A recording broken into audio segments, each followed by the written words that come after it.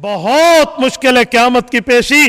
रब जानता है क़यामत की पेशी के हालात कैसे होंगे। यकीन मानो बंदे की अकल दंग रह जाती है। अगर आप सूरत हज खोलिए, सूरत हज के पहली 2-3 आयात में रब्बे करीम ने जिस क़यामत की पेशी का जिक्र किया है, ये मैं लफ्ज़ आपके सामने पढ़ता हूँ और आप अंदाज़ा लगाएं कि क़यामत के हालात को अल्लाह ताला किस तरह हमारे सामने जिक्र फरमा रहे हैं। और फरमाते हैं कि ऐ लोगों, ये सूरत नंबर 22 है और मज़े की बात 2022 चल रहा है। तवज्जो, पहली 2 आयात, या अय्युहन्नासुत्तकू रब्बकुम, ऐ लोगों अपने रब से डरो। इन्न ज़ल्ज़लतस्साअति शैउन अज़ीम, क़यामत का ज़ल्ज़ला बहुत बड़ी चीज़ है। यौम तरौनहा तज़हलु कुल्लु मुर्ज़िअतिन अम्मा अर्ज़अत, क़यामत के दिन देखोगे क़यामत की हौलनाकी ये होगी अगर माँ अपने बच्चे को दूध पिला रही होगी और क़यामत आएगी तो वो अपने चीर खार बच्चे को फेंक देगी। यह आलम होगा क़यामत का।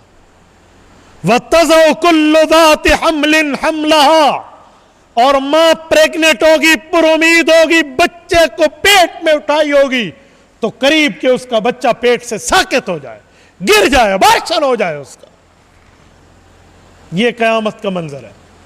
मां अपने बच्चे को छोड़ती है। मैंने अपनी आंखों से देखा, एक चिड़िया के बच्चे पर कवा आकर या पता नहीं चील आकर बैठी, उसे पकड़ने लगी तो चिड़िया लड़ पड़ी।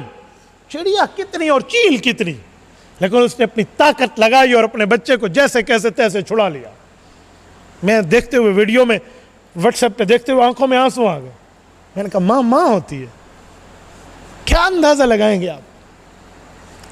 यहां मां अपने बच्चे को फेंक देगी, यह कयामत है। और तीसरा जुमला जो कुरान कहता है, फरमाया वतरा नास सुकारा, लोग यूं चल रहे होंगे कभी इस दीवार पे कभी उस दीवार, दीवारें नहीं होंगी, मैं समझाने के लिए कह रहा हूं, इधर उधर गिरते पड़ते चलेंगे।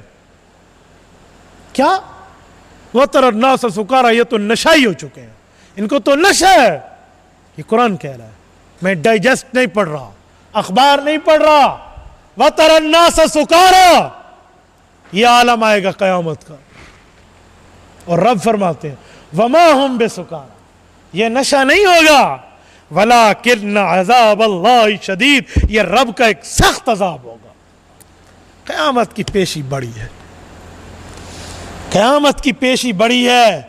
अल्फाज नहीं है मैं उस पेशी की शिद्दत और हिद्दत को नकल कर पाऊं, यह फीलिंग्स है, एहसास है। यहां पर अल्फाज नहीं चलते। ऐसा काम मत करें जो कल क़यामत में पकड़ा जाए।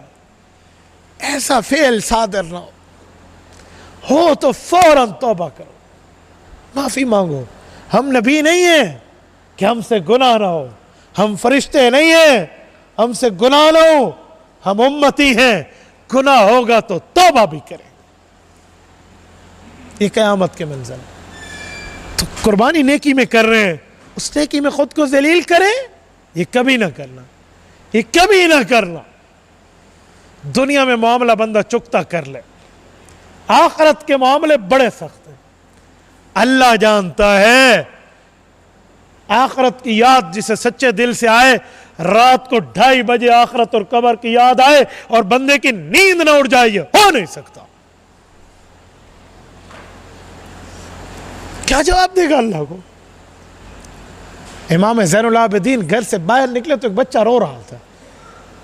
कहा बच्चे क्यों रो रहे हो। कहा मुझे आखिरत की याद दुला रही है, जहन्नम में क्या होगा।